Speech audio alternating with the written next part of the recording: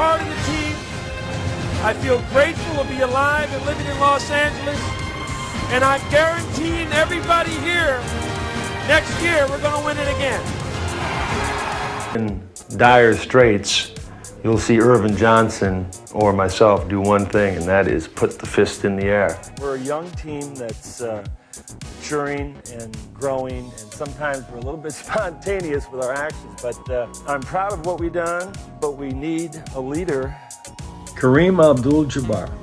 Pat Riley wasn't just a coach. He was a myth maker, an architect of dynasties, an enforcer of culture, a godfather in Armani. When he stepped onto the court, it wasn't just about basketball. It was about discipline, war, legacy. He coached legends, clashed with icons, and sculpted greatness in New York, Los Angeles, and Miami. But even among the dozens of Hall of Famers he encountered, a few players stood above the rest, not just for their talent, but for how they matched his fire. This isn't a list of stats or rings. This is personal. These are the 7 players Pat Riley cherished most. Not because they made him look good, but because they embodied what he believed in: toughness, loyalty, sacrifice, and the will to dominate. Let's start with the man who didn't just define Showtime, he defined Riley. But before proceeding, please take a second and subscribe and like this video. It will be very motivation for us. Before Magic Johnson ever threw a no-look pass in Pat Riley's offense, Riley already knew what he had. Not just a player, not just a leader, but a basketball force of nature who would define an era. Their relationship wasn't just built on schemes or stats. It was forged in fire, in championship pressure, and in a shared obsession with perfection. Magic Johnson didn't just run Riley's Showtime Lakers, he was the show. When Riley took over as head coach of the Lakers in 1981, the team was already a powerhouse. But it was Magic, still only in his second full season, who quietly, and sometimes not so quietly, influenced the decision to elevate Riley from assistant to the throne. Magic had clashed with then-coach Paul Westhead over philosophy and tempo. Westhead wanted structure, Magic wanted freedom. When Westhead was fired, it wasn't just organizational politics, it was a player of Magic's stature demanding a style that matched his brilliance. And Riley, a former player who understood rhythm, transition, and the emotional currents of a locker room, gave him that. Together, they built the most glamorous empire in basketball history. The Lakers didn't just win under Riley and Magic, they dazzled. In transition, Magic was the orchestrator of a visual symphony. Full-court bounce passes without looking, behind-the-back deliveries on the break, lobs to Worthy, lasers to Kareem, cutters flying from the corners. Riley used to say that coaching Magic was like driving a Ferrari. You didn't want to oversteer, just let the engine roar. But what made Riley admire Magic so deeply wasn't just the flash. It was the mental discipline underneath the glitter. Magic Johnson was the smartest player Pat Riley ever coached. Riley would design complex options for pick-and-roll sequences, layered secondary breaks, sets that depended on split-second reads, and Magic would master them in a single film session. He didn't just memorize the playbook, he internalized it, like a quarterback seeing the field in slow motion. Riley would later say that Magic could manipulate tempo better than any player he'd seen, speeding it up for a run, then slowing it down in the half-court like a veteran chess master setting up a kill. And Magic never flinched from the moment. In the 1985 finals, when the Lakers were still haunted by memories of the Memorial Day Massacre and years of Celtics trauma, it was Magic who centered the team. Riley called him the calming eye of the storm. He didn't care if it was Bird on the other side. He didn't care if Boston Garden was shaking. He just kept smiling, kept pointing, kept running the floor with the same grace and confidence that made the Lakers believe they were inevitable. But Riley also saw the pain, the weight Magic carried. After the tragic loss in the 1984 finals, a series where Magic made critical late-game mistakes, the media didn't just criticize him, they crucified him. Tragic Johnson, they called him. And Riley, normally the stern general, stood up for his star like a father would.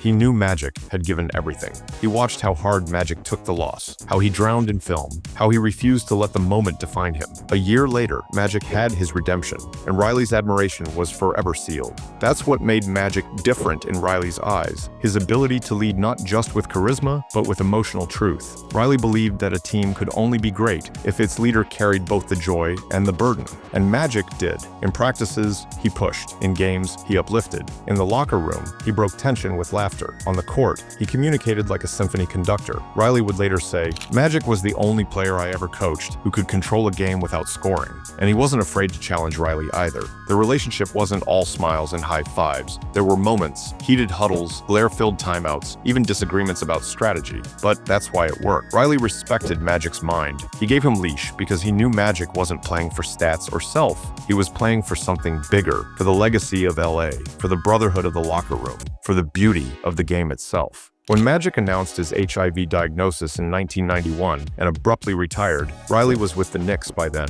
but he was devastated. He said it felt like a part of the game was taken away, a joy, a light. That wasn't just the voice of a coach. That was the voice of a man who had watched a 6'9" point guard elevate basketball into art, who had entrusted him with a dynasty, and who never saw anyone quite like him again.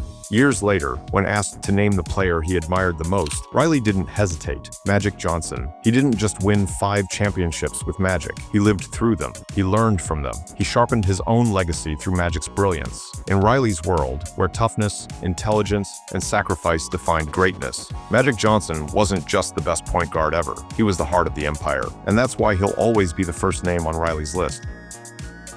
Pat Riley didn't believe in myths. He believed in structure, discipline, and the cold math of wins and losses. But when it came to Kareem Abdul-Jabbar, even Riley had to admit, some players really are larger than life. By the time Riley took over the Lakers in 1981, Kareem had already won 5 MVPs, a title with Magic in 1980, and built a resume that stretched back to the early 70s. He was already a legend. But Riley didn't inherit a player riding off into the sunset. He inherited a weapon, polished, cerebral, deadly. And over the next 8 years, Kareem became the backbone of Riley's empire. Not just as a scorer, but as a symbol of what it meant to win with dignity, purpose, and longevity. Riley used to say that coaching Kareem was like working with royalty. Not in the diva sense, but in the way Kareem carried himself. He didn't scream, he didn't pout, he didn't beg for touches or flash emotion for the cameras. He simply showed up every night, ready to give you 25 and 10 with the most unstoppable move in basketball history, the sky hook. And Riley designed around that. Even in the height of Showtime, when Magic was racing down the court, Worthy was slashing, and the form was pulsing, Riley made sure the foundation ran through Kareem. Every game plan started with getting the big man touches. Every scouting report opened with how to use Kareem's gravity. Even when opposing coaches knew it was coming, that patented pivot, that elegant release, they still couldn't stop it. Because it wasn't just a move, it was a mindset. Kareem played the game like a martial artist, focused, balanced, economical, and Riley respected that. Where Magic brought flash, Kareem brought force. He was the center of calm in the Lakers' storm, but their relationship went beyond X's and O's. Riley saw the weight Kareem carried, not just as a superstar, but as a black intellectual in a world that didn't always embrace his voice. While other players coasted on charisma, Kareem stood apart, reserved, thoughtful, and often misunderstood. The media didn't always love him. Fans sometimes saw him as cold, but Riley never bought into that. He saw the loyalty, the intelligence, the duty Kareem felt to his teammates, to his craft, to his own identity. And that loyalty never wavered. Riley still tells the story of Kareem's toughness in the 1985 NBA Finals. At 38 years old, an age when most centers were long retired, Kareem walked into Boston Garden for Game 2 after being embarrassed in Game 1. The Celtics had blown out the Lakers by 34 points. Critics called Kareem washed, said he looked tired, slow, out of gas. Kareem responded with 30 points, 17 rebounds, 8 assists, and 3 blocks, and led the Lakers to a win that shifted the entire series. Riley said it was the most inspiring single-game turnaround he'd ever seen from a veteran player, and it wasn't with a flashy dunk or viral moment. It was with intelligence, with execution, with that quiet, undeniable authority Kareem always brought. And Riley never forgot it. Over the years, Kareem's numbers began to dip. That was inevitable, but Riley still leaned on him, not just for baskets, but for guidance. When young players drifted, it was Kareem who pulled them back. When the locker room felt pressure, Kareem's presence alone would center it. And when the dynasty began to age, it was Kareem's ability to adapt that kept it afloat. In the 1988 Finals, his last ring, Kareem was 41, yet Riley never benched him, never replaced him, because even if Kareem couldn't dominate physically the way he once did, his mind still ruled the floor. He set the tone for every possession, made the right reads, protected the rim, and made Riley's system function like clockwork. Pat Riley believed in ruthlessness, in cutting players who couldn't contribute, in always moving forward. But with Kareem, it was different. Riley once said, "If you had 12 Kareems, you'd never lose a game. You might never smile, but you'd never lose." That was part joke, part truth. Kareem wasn't the type to slap backs or shout rally cries, but he didn't need to. His greatness wasn't loud, it was structural. And when Kareem finally retired in 1989, Riley called it the end of an era. The Lakers gave him a captain's farewell tour, and Riley spoke at the ceremony with rare emotion. He said Kareem wasn't just a legend, he was a monument, a man who gave everything to the game without ever asking for more than respect. Years later, when Riley looked back at his coaching life, he said only a few players ever truly changed the game. Kareem wasn't just one of them. He was the standard. In a franchise full of Hollywood, he was substance. In a locker room full of stars, he was the compass. And in Riley's eyes, when the game needed a grown man, someone to anchor it, carry it, elevate it, it always turned to Kareem. That's why, even decades later, when you ask Pat Riley to name his favorites, he doesn't start with flash or fame. He points to the skyhook, to the mind behind it, and to the man who made it all look easy.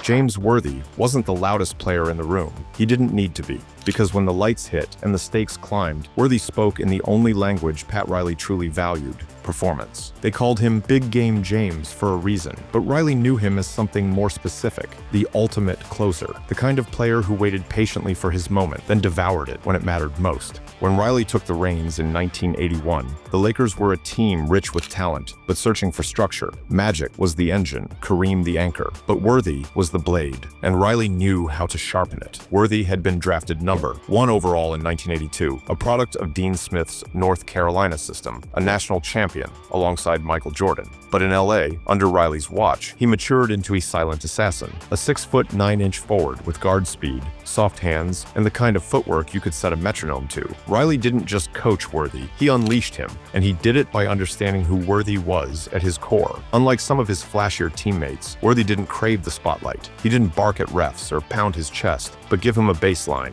a sliver of space, and he'd explode, gliding to the rim with those long strides and a finishing touch smoother than silk. Riley saw that and designed plays to maximize it. No player in the 80s mastered the leak-out quite like Worthy. One blink, one missed rotation, and he was gone, streaking toward another fast-break dunk. Showtime wasn't just magic to Worthy, it was Riley to Worthy in vision and execution. But Worthy wasn't just a beneficiary of Magic's wizardry or Kareem's gravity. He was a technician, a two-way threat who could post up, hit the mid-range, or lock down a scoring forward for 48 minutes. And Riley trusted him implicitly. That trust paid off in full during the 1988 NBA Finals, the series that cemented Worthy's nickname and solidified his place in Riley's pantheon. With Kareem nearing the end and the Pistons pushing LA to the brink, it was Worthy who took control. Game 7, everything on the line, and Big Game James responded with 36 points, 16 rebounds, and 10 assists. A triple-double in the most important game of the decade. Riley didn't just witness it, he counted on it. Later, Riley would call that performance one of the most clutch,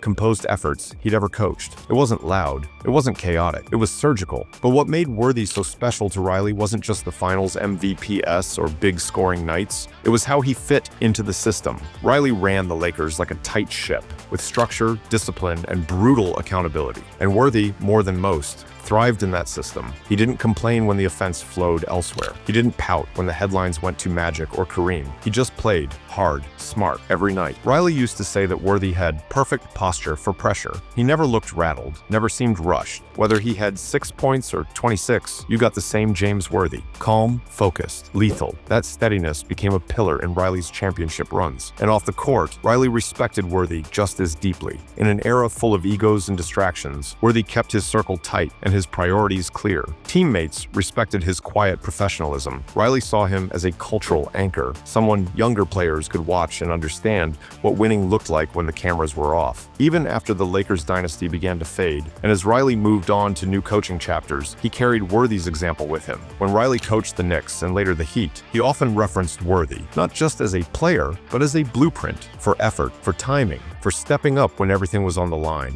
In Riley's Hall of Fame interviews and later reflections, he consistently circled back to Worthy's game intelligence. Not just basketball IQ, but situational genius. Worthy knew when to cut, when to rotate, when to slide into the dunker spot, when to trail and crash the glass. Riley didn't have to micromanage him. He just had to unleash him at the right moment. And Worthy always delivered. He didn't just win 3 rings with Riley. He validated the very concept of what Riley believed in. The championships aren't won by noise or narratives. They're won by players who understand their moment and seize it with quiet violence. When people list the greatest Lakers of all time, Worthy's name sometimes gets buried under bigger personalities, but not for Riley. To Pat, James Worthy was essential. Not just a supporting actor, but a co-author of Showtime's greatest chapters. And when Riley names his favorite players, he doesn't point to the loudest. He points to the most dependable, the ones who stepped forward when everything was at stake. Every dynasty needs a closer, and for Riley, there was never a better one than James Worthy.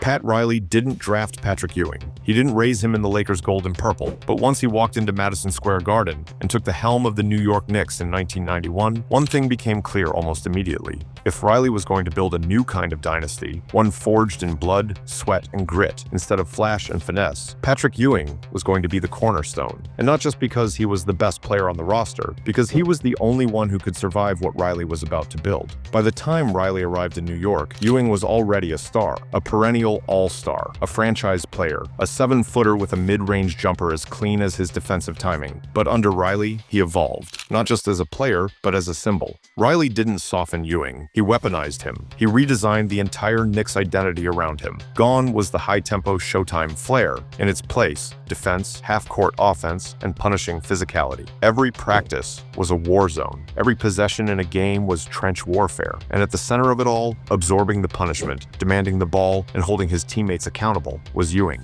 What Riley loved about Ewing wasn't just his numbers, though they were there: 24 points, 11 rebounds, 3 blocks, year after year. It was the way he carried them, the consistency, the defiance, the total lack of ego. Ewing didn't need to sell shoes or headline commercials. He just needed to win, and he was willing to suffer for it. Riley respected that deeply, because in many ways, Ewing mirrored Riley's own coaching soul, not built for easy routes or cheap applause, built for grind, for struggle, for silence in victory, and steel in defeat. Ewing wasn't just the Knicks' leading scorer during Riley's tenure, he was their identity, the heartbeat of a roster that included blue-collar soldiers like Charles Oakley, Anthony Mason, and John Starks. But even among those warriors, Ewing was the one Riley trusted with everything. Final possessions, defensive anchors, locker room temperature, all of it. There's a moment Riley has spoken about, after a crushing playoff loss to the Bulls, when the Knicks had given everything and still come up short. The locker room was devastated, but Ewing sat quietly, towel draped over his head. No excuses, no finger pointing, just a calm,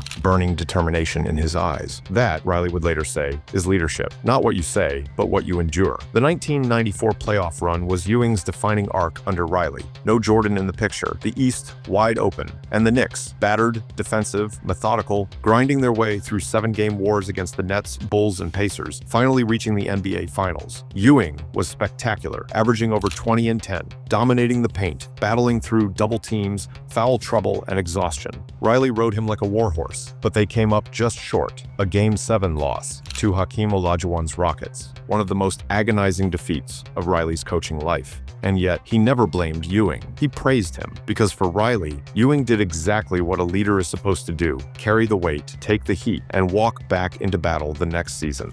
Because of Patrick Ewing and because of the kind of talent that they have, as a team that can be successful.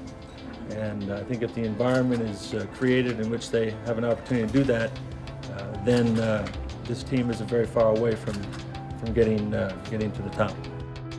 Ewing never complained about minutes. He never demanded teammates, never asked for the offense to run through him more. Riley used to say Ewing played with noble pain, a kind of stoic suffering that the stat sheet never measured, but that every teammate felt. Even years later, when Riley had moved on to Miami and Ewing's knees were beginning to betray him, Riley still spoke about Ewing with the kind of reverence reserved for generals. He called him a coach's dream, a warrior, the toughest player I've ever coached emotionally and physically. What makes it more powerful is that Ewing never got the ring, and yet Riley still names him among his favorites, not because of hardware, but because of heart.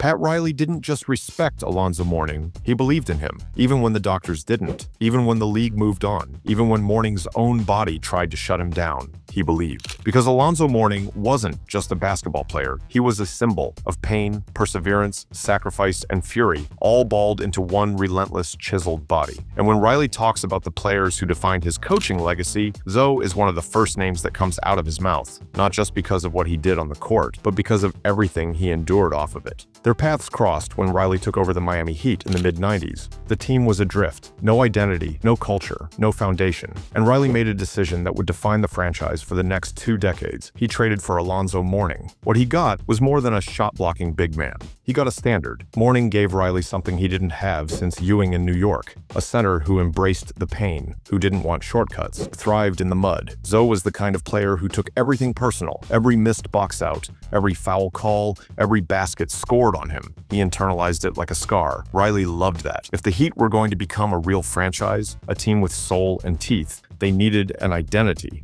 Zo became that identity. He didn't care about flash. He cared about dignity, respect, and winning. In the late 90s, the Heat became a perennial 50-win team. Every year, it was Mourning anchoring the paint, challenging every shot, screaming into the rafters after blocks, diving for loose balls like it was Game 7. He won Defensive Player of the Year twice. He made All-NBA. He was the face of Heat culture long before it had a name. And then, it all unraveled. In 2000, doctors found a rare kidney disease. His season was over, his career in jeopardy, his life at risk. Most franchises would have moved on. Most coaches would have let go, but Riley didn't. He stood by him, kept him around the team, made sure Zo knew he wasn't just a name on a cap sheet. He was family. When Mourning tried to come back and his body failed him again, Riley didn't cut the cord. He waited. And when Zo received a life-saving kidney transplant in 2003 from a cousin he barely knew, he began the most improbable comeback in modern NBA history. Riley kept the door open, and when the time was right, he brought him back to Miami. But this time, Mourning wasn't the star. He wasn't the face of the team. That belonged to a young Dwyane Wade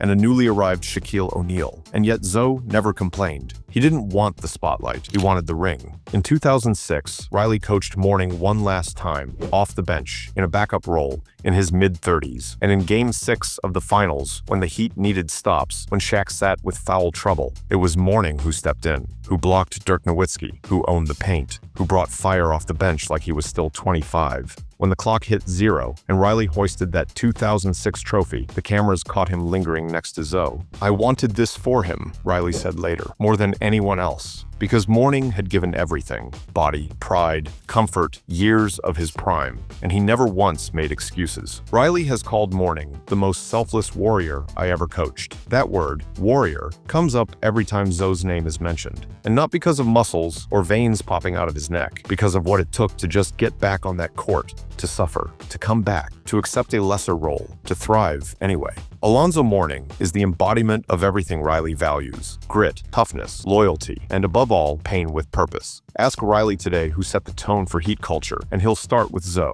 Before Wade, before Udonis Haslem, before LeBron or Bosh or Jimmy, there was a man who guarded the paint like a sacred temple, screamed after blocks like it was his last breath, and treated every win like it had to be earned in blood. That was Zo. That was Riley's guy. And that's why, when Riley names his favorite players, Alonzo Mourning doesn't just belong on the list, he built it.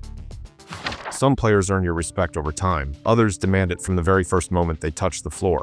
Dwyane Wade was the second kind. Pat Riley didn't just admire Dwyane Wade, he entrusted him with the entire future of the Miami Heat, and Wade never made him regret it. When the Heat drafted him 5th overall in 2003, he wasn't the most hyped rookie. LeBron James was already being called a king. Carmelo Anthony had just won a national championship. But from the very first week of training camp, Riley saw something different in Wade, something raw, unpolished, but ferocious. Riley once said, "There's a fire in Dwyane that you can't teach. It's in his soul." That fire would soon ignite a franchise. Wade didn't wait to grow into greatness. He sprinted toward it. As a rookie, he took over playoff games. In just his 3rd season, with Shaquille O'Neal by his side and Riley back on the bench, Wade authored one of the greatest NBA Finals performances in history. Down 0-2 against the Mavericks in 2006, Riley looked to his 24-year-old star and said, "It's time." Wade didn't blink. He averaged 34.7 points, dragged Miami back from the edge, and delivered the franchise its first championship. It wasn't just the points, it was the fearlessness. Driving into traffic, absorbing contact, getting knocked down 7 times and rising 8. That was Dwyane Wade's DNA, and it was everything Riley valued. Toughness, sacrifice, and the willingness to suffer for something bigger. Wade wasn't just a scorer, he was a two-way nightmare. He blocked more shots than any guard in NBA history. He took charges. He played through sprained ankles, dislocated shoulders, migraines, and he never made excuses. Because Heat culture wasn't just something he inherited. He defined it. Riley loved his stars with edge. Magic had it. Ewing had it. Mourning lived by it. But Wade was different. He wasn't just the face of a franchise. He became the heartbeat. And when the Big Three era arrived, it was Wade who made the ultimate sacrifice.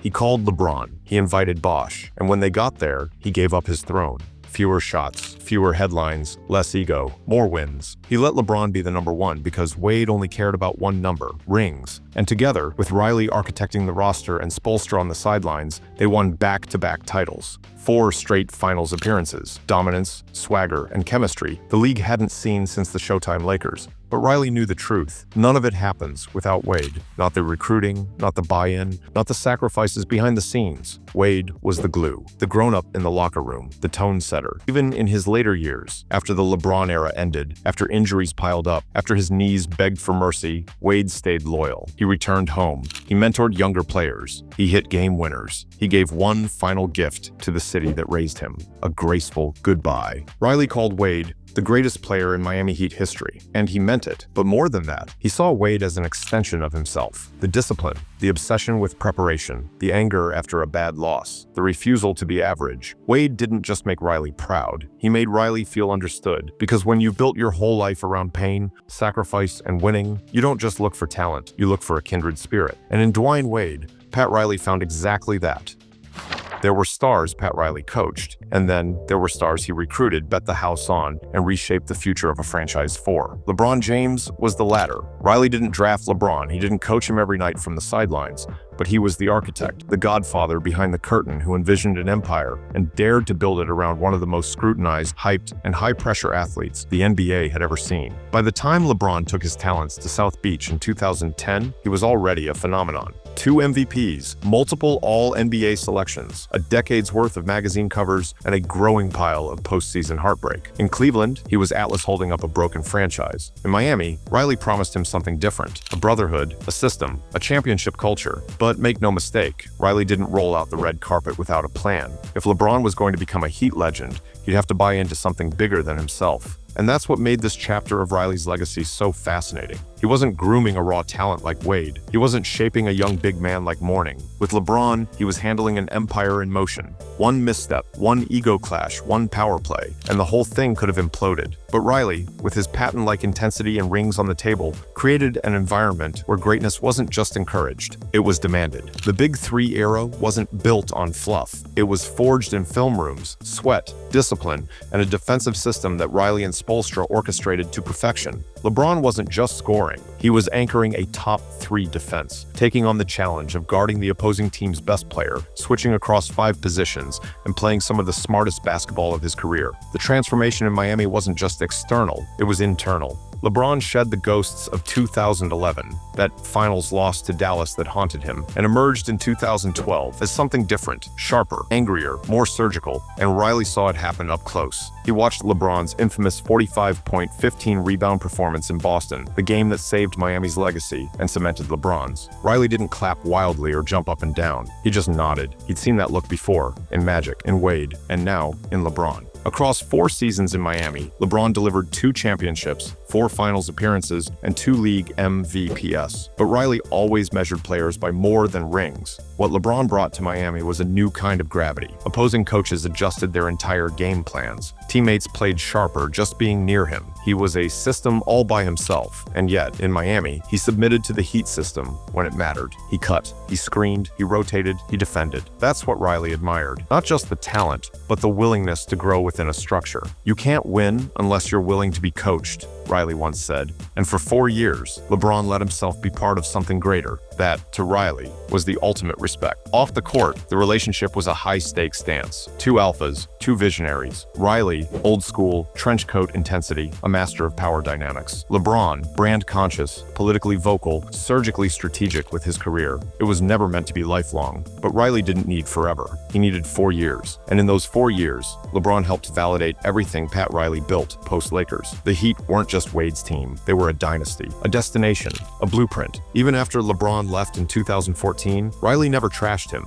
Sure, there were quotes, sharp ones, about running out the door, about staying the course. But beneath the frustration was respect. Riley knew what LeBron had given them and what he'd taken with him. Culture, after all, leaves fingerprints, and Riley could still see LeBron's all over Miami. What's more telling is how Riley spoke of him in retrospect. He's one of the greatest to ever play the game, he said, and we were lucky to have him at his peak. That wasn't PR, that was reverence. Because for a man like Riley, who coached Magic, who mentored Wade, who built dynasties on both coasts, it takes something extraordinary to impress him. And LeBron James, for all the headlines, for all the expectations, delivered something extraordinary. It wasn't just the points. It was the way he ran the floor like a freight train, eyes scanning like a quarterback, the chase down blocks, the weak side help defense, the The 60% shooting stretches, the triple-doubles in must-win games. Riley saw all of it, and he didn't flinch. He nodded like a man who recognized a kindred spirit. In the end, LeBron may not be the player Riley coached the longest. He may not be the most loyal Heat lifer, but in that 4-year window, he was the most dominant. And Riley, the general who once led Showtime, who rebuilt Miami from nothing, saw in LeBron a mirror, a force, a man obsessed with legacy. And that's why,